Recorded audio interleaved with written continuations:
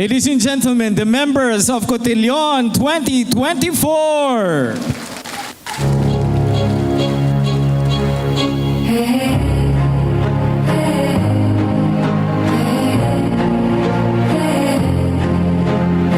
How about a round of applause once again?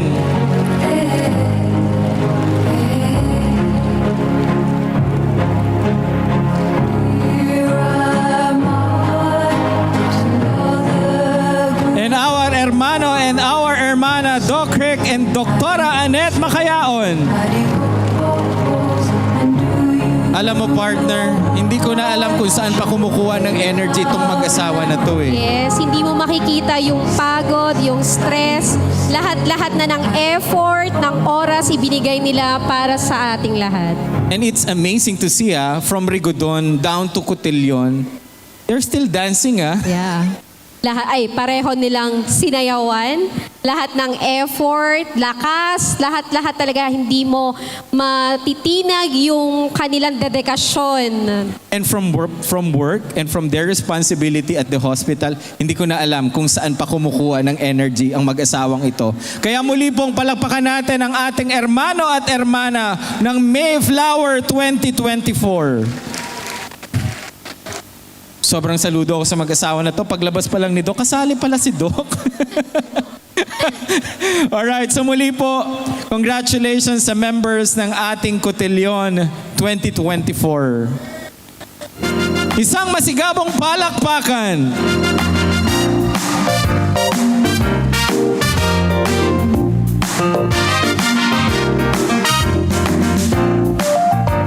Andito pa rin tayo, of course, sa Mayflower 2024. What do we have next, partner? Alright, tayo po ay dadako na para sa pagninilay kay Maria. Sa pagtatapos ng ating pagtitipon ngayon, nais kong ipakilala ang isang espesyal na individual na naging gabay at tanglaw ng Hermanidad team sa kanilang gawain para sa parokya at komunidad. Siya ay walang iba kundi ang ating minamahal na Kura Paroko, Father Ian Retardo.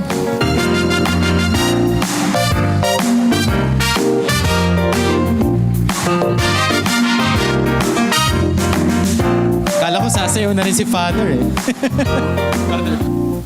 Next year. Ayan, salamat po Sir Gerson at ang kanyang kasama. Okay? Pagninilay daw ang ibibigay ko sa pagkakataong ito. But let me start by sharing with this praise. For all that have been, thank you Lord.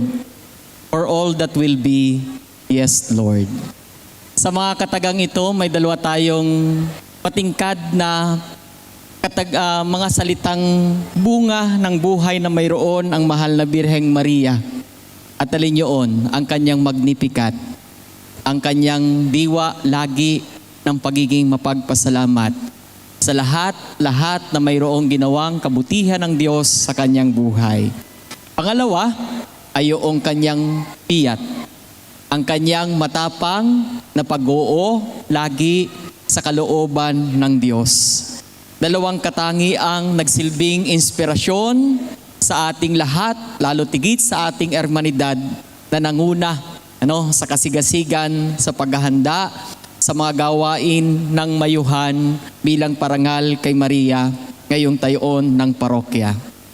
Siya na ating ina, ang mahal na Birheng Maria, ay tunay na gabay at tanglaw sa ating buhay sa paglalakbay na ito sa dagat ng buhay. Buhay na puno ng misteryo ng tuwa, buhay na puno ng misteryo ng liwanag, buhay na puno ng misteryo ng hapis at buhay na puno ng misteryo ng luwalhati. Buhay na laging ipinagpapasalamat ng mahal na Birheng Maria. Buhay na laging matapang na uuuhan sa sang-ayunan ng mahal na Birheng Maria. Buhay na alay niya sa atin sa ngalan ng kanyang minamahal na anak, ang ating Panginoong Jesucristo. Mga minamahal na kapatid, sa taonang ito ng parokya, binigyan natin ng kulay ang natatanging paraan ng pagkilala sa tradisyon at kultura, ang Flores de Mayo, bilang mayuhan sa parokya parangal kay Maria, upang dalhin ang bawat isa, ang ating komunidad, sa buhay na pakikisangkot, sa diwa ng pagiging komunidad na nagpapasalamat, nagpapanibago at nagbabahagi. Ang mga gawaing ating nasaksihan ay isang tanda ng pag-aalay ng papuri sa Diyos at ang tagumpay na ito ay bunga ng matapang na pag-oo sa kalooban ng Diyos at napakadakilang tanda ng biyayang di matatawaran na patuloy na magsisilbing inspirasyon sa atin tungo sa pagpapanibago ng buhay at pagbabahagi nito sa ating kapwa. Kaya naman, sa ngalan ng minamahal na obispo at ng kaparian ng ating parokya, aming pong taos-pusong ipinapaabot ang pasasalamat sa ating ermanidad sa pangunguna ng masigasig na mag-asawa na Dr. Rick and Dr. Annette Macayaon. Palakpakan po natin sila at ang kanyang mga kasama. Kayo po ang buhay na saksi kung paano ang biyaya ng Diyos ay buhay sa mga taong may puso ng tulad ni Maria. Maraming pinagdaanan.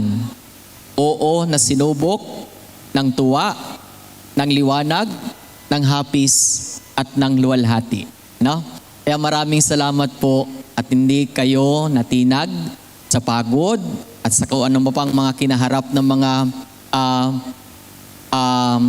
balakid sa pagsakatuparan ng gawain ito. Muli po, maraming salamat. Hindi ko matatawaran ang inyong kasigasigan. Sa inyong lahat, mga minamahal na mga kabataan, mga minamahal na mga nakatatanda sa ating parokyang ito, tayo naging saksi ng buhay na biyaya ng Diyos sa gabing ito. At nawa, patuloy na nating taglayin at baunin ang inspirasyong ibinibigay sa atin tungo sa ating pagpapasalamat, pagpapanibago at pagbabahagi. Muli, pagpalain tayo ng Diyos.